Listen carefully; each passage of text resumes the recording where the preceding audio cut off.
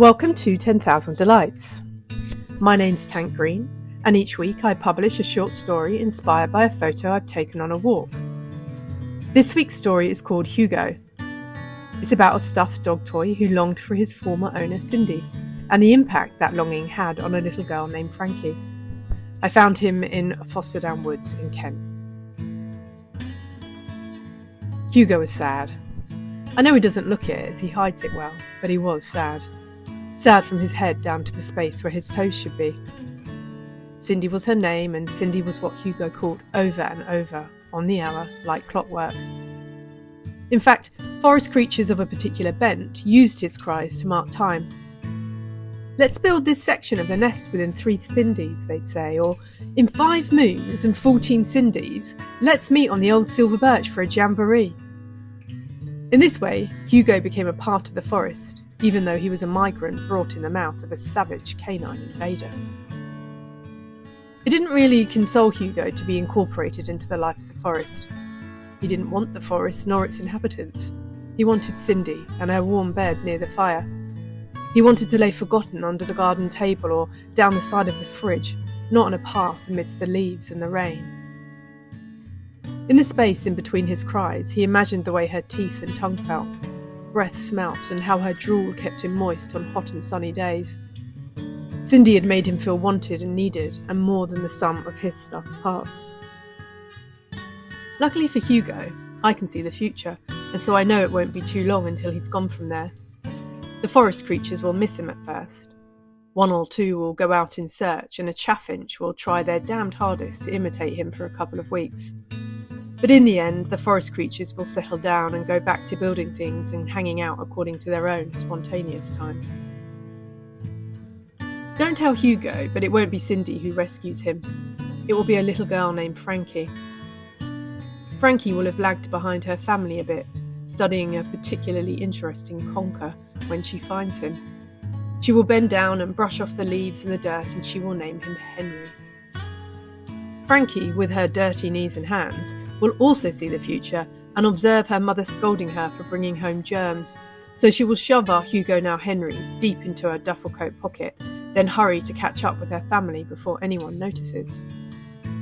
Back home, and after a surreptitious wash with Timothée in the bathroom, Hugo now Henry will be placed amongst the other stuffed toys in Frankie's room. Her mother will never notice the new addition because Frankie's woodland clairvoyance was her saviour. Nevertheless, some dirt will linger on. Truth be told, that Timothée will not be up to the job of removing the residual Cindy and months of the woods. Frankie isn't to know that though, but she's only 4, and that bottle of bubbles seems to make her hairs glowing and shiny, so why not Hugo now Henry's? So Cindy will live on deep down in Hugo's stuffing. Hugo now Henry will try to adjust, and he will reason that a house with humans is closer to his beloved than a woodland floor. Yet he will not be able to let go of Cindy, just as she once would not let go of him during a tug-of-war with one of the house humans. As such, Hugo now Henry will carry on his mournful clockwork callings. The parents of the house will begin to be worried about Frankie. They will notice she isn't sleeping through the night. Not at first, of course, but later when Frankie's attention begins to suffer and she starts to talk about Cindy. The parents will discuss how there is no teacher called Cindy, nor cartoon friend, and they will start to worry that someone is interfering with their daughter.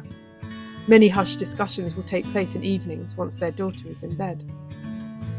The school will swear down that their safeguarding is impeccable, and it will be, of course.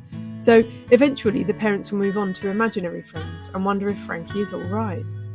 Is this just make-believe, or is dear old Frankie somehow stressed? Is make-believe like this even normal? Of course, you and I know that make-believe is very normal and is in fact one of the principal tenets of the book of A Meaningful Life. We also both know that dear future Frankie won't be make-believing a thing. She will just have an especially open and attuned level of hearing. I want to tell you that there's a happy ending to this story, that one day Frankie will be playing in her front garden with Hugo now Henry when Cindy and her humans walk past. I want to tell you that Cindy at once recognises Hugo, leaps the white picket fence and wrests him from his place in Frankie's tea ceremony. I want to imagine that Frankie somehow knows that Cindy is Hugo's rightful owner and therefore does not protest. I want to see her there, holding some other toy, waving a sincere goodbye to Hugo, no longer Henry.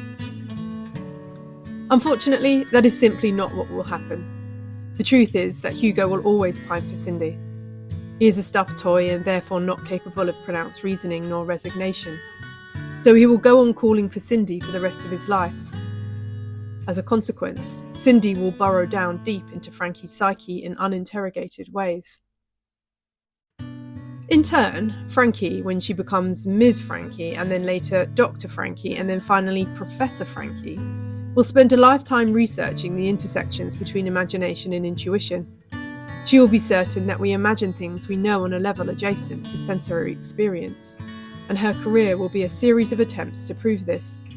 She will put tin hats with electrodes on mice, attach sensors with tape to her subjects, write case study after case study of her clinical practice, and every dedication of every book will always be to Cindy. That was Hugo. If you enjoyed it, you can read more fairy and folk tales from my walks on my website at tankgreen.com, where you can also subscribe to my newsletter.